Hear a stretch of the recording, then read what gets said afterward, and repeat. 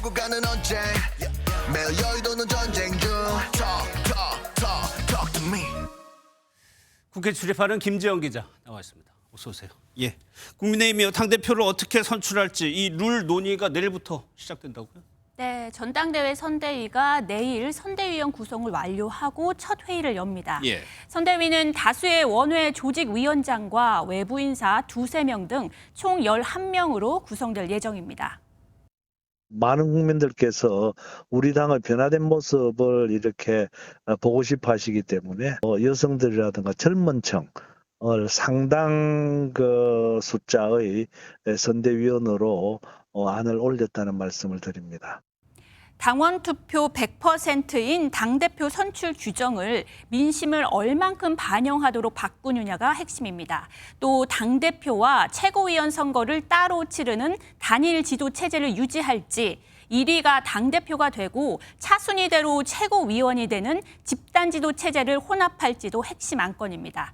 특히 집단 지도 체제는 출마설이 나오는 한동훈 전 위원장에 대한 견제 차원이라는 분석도 있어서 논의 결과가 더 주목됩니다. 예, 그러면 결과에 따라서 한동훈 전 위원장의 출마 여부도 명확해질 것 같고, 그런데 한 전 위원장이 최근에 지구당 부활론을 꺼냈는데 여기에 또 일침을 가한 인사가 있어요? 네, 바로 국민의힘 차기 당대표 후보로 꼽히는 유승민 전 의원입니다.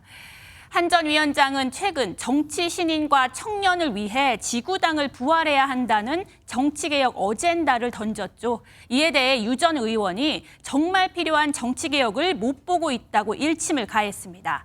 정치의 불공정은 단순히 현역 의원과 원외 당협위원장 간 문제가 아니라 현직 대 비현직 사이 문제다. 지구당은 정치 지망생들에게 진입장벽이 또 생기는 것이라고 비판한 겁니다. 유 전 의원은 모든 정치 지망생을 위한 정치 개혁을 주장한 건데 어떻게 보면 한 전 위원장보다 한 걸음 더 나아간 개혁 의제를 던진 셈입니다. 예, 22대 국회가 시작했으니까 원구성도 해야 되는데 논의 상황 어때요? 네, 여야 원내대표가 나란히 기자 간담회를 했는데 입장차가 한치도 좁혀지지 않았습니다. 민주당은 18개 상임위 독식 가능성도 내비쳤습니다. 법사위와 운영위는 양보할 의사가 없다는 것은 분명하게 말씀드리겠습니다. 국회법에 따라서 표결로 가져올 수 있기 때문에 18개 상임위를 우리가 다 가져올 수 있는 그런 부분도 있다. 뒤이어 기자간담회를 연 국민의힘도 물러서지 않았습니다. 민주당에서 반드시 법사위원장을 맡아야 한다면 국민의힘이 국회의장직을 맡는 것이 합당합니다. 강자의 횡포일 뿐 결코 민주주의가 아닙니다. 의회 독재입니다. 여야가 이렇게 사활을 거는 건 최혜병 특검법의 22대 국회 본회의 통과 여부가 바로 법안 통과의 관문인 법사위에 달렸기 때문입니다. 만일 협상이 불발되면 표결로 상임위가 배분되는데 과반 의석의 민주당이 상임위를 독식했던 21대 전반기 국회가 재연될 수 있습니다. 예, 조국 대표가 최태원 회장과 노소영 관장의 이혼에 대해서 언급을 했는데 결과적으로 보면은 검찰을 겨냥한 발언 같아요. 맞습니다. 두 사람의 이혼 소송에서 가장 화제가 된 건 1조 3,800억 원에 달하는 재산 분할 액수죠. 예.